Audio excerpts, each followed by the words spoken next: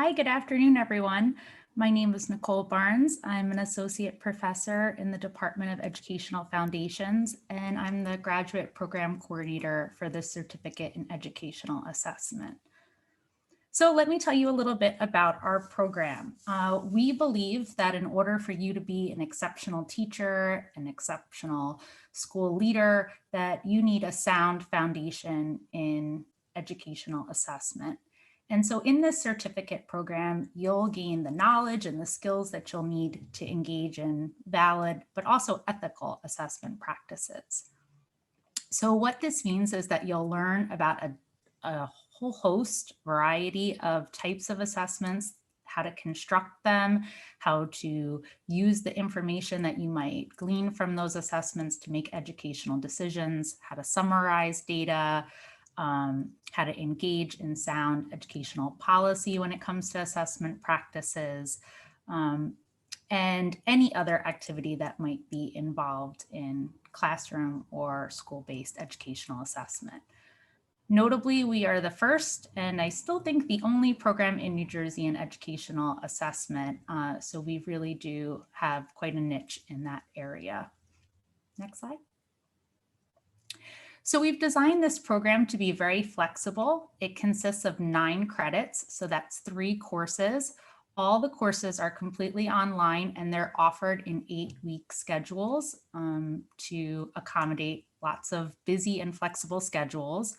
We have a number of courses that you can take to fulfill the assessment, and I work one-on-one with applicants to kind of figure out what combination of courses is going to work best for you, depending on what your background is and your goals for yourself in this program. So for example, if you're new to the assessment, then we might start you off with a more foundational course like a 519 before building from there into the more advanced courses. If you're coming in as a K through 12 teacher and you already have some experience in assessment, we might start you off at a higher level course or something that would not be at the beginner's level. So we really try to work one-on-one to kind of put together a course sequence that's going to work for you and that's going to make sure that you get the most out of these courses.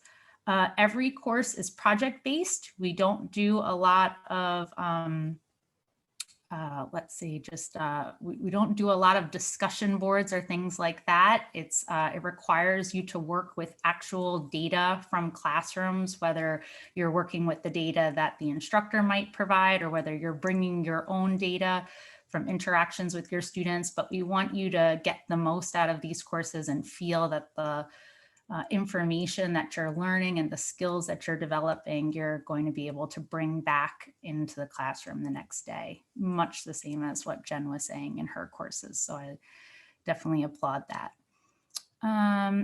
Just to speak kind of specifically about some of the coursework, we tend to focus on 3 different areas. Construction, so how do you construct different kinds of assessments to make sure that you're able to tap many different kinds of learning, many different kinds of exceptionalities.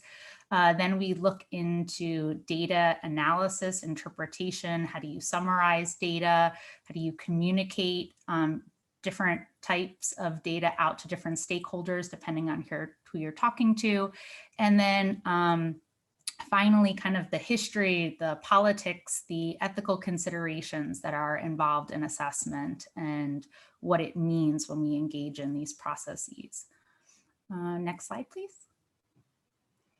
So we have a lot of learning objectives, but I would say that they're all grouped around those 3 main areas: item construction, what kinds of assessments are available and what do you have to keep in mind when you're developing different types of instruments. How do we use that information in ways that both inform what we're doing as educators, but also help move students' learning forward? How do we communicate assessment results with students? How does that differ from when we're talking to parents or when we might be presenting to the community?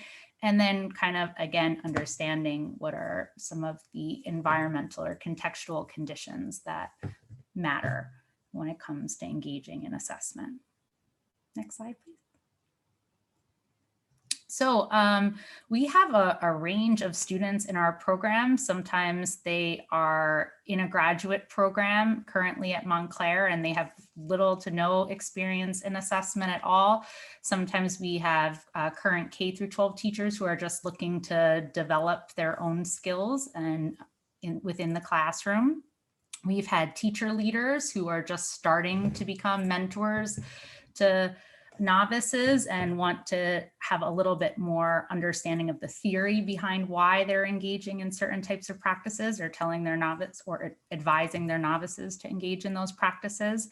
We've had prospective and current school administrators, those especially trying to perhaps get a job as a school leader and are looking to differentiate themselves from, the hundreds that are coming out with educational leadership degrees in a particular year, school counselors, and assessment coordinators in higher education as well. So how do you make program learning goals and how do you collect evidence to show that you're meeting those goals? So we've really welcomed people with a range of expertise and just anybody who has a love for assessment and a love to keep learning. That would be who we're looking for.